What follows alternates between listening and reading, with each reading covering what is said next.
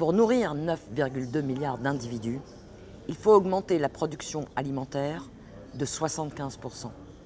Pour augmenter la production alimentaire de 75%, il faut chaque année, à partir de maintenant, mettre 4 millions d'hectares de terres nouvelles en culture. Où prenons-nous ces terres aujourd'hui? Donc aujourd'hui des terres hyper dégradées. Non, aujourd'hui, nous prenons ces terres nouvelles dont nous avons besoin, nous les prenons sur les forêts, nous les prenons sur les zones humides. Et donc, nous accroissons encore la crise de la biodiversité. Or, dans le même temps, sur cette planète, il y a aujourd'hui 2 milliards d'hectares de terres dégradées qui ne servent plus à l'agriculture.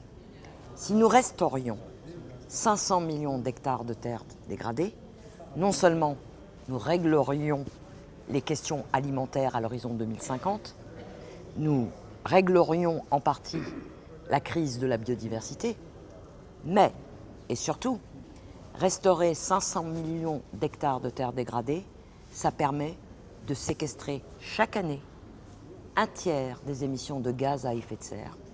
C'est donc en fait la mesure la plus puissante qu'on ait aussi pour faire du changement climatique. Il faut voir aussi que la façon dont on utilise les terres dans les départements d'outre-mer risque d'être un problème. Et là, en particulier, je pense à l'artificialisation.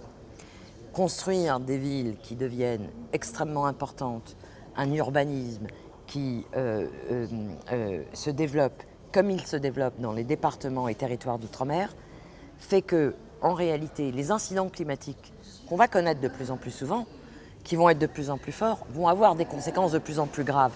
Parce que si vous n'avez plus rien lorsqu'il y a des grandes pluies, des typhons, des cyclones qui arrivent pour retenir l'eau, vous avez des dégâts extraordinaires qui peuvent se créer.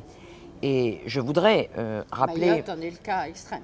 Oui, mais je voudrais aussi que tout le monde garde en tête l'image de Haïti, qui est en fait un écosystème qui était semblable à celui de nos îles et qui est devenu aujourd'hui un désert sur lequel on ne produit plus rien et sur lequel, malheureusement, des problèmes graves de pauvreté existent parce que, justement, il n'y a plus aucune base de production.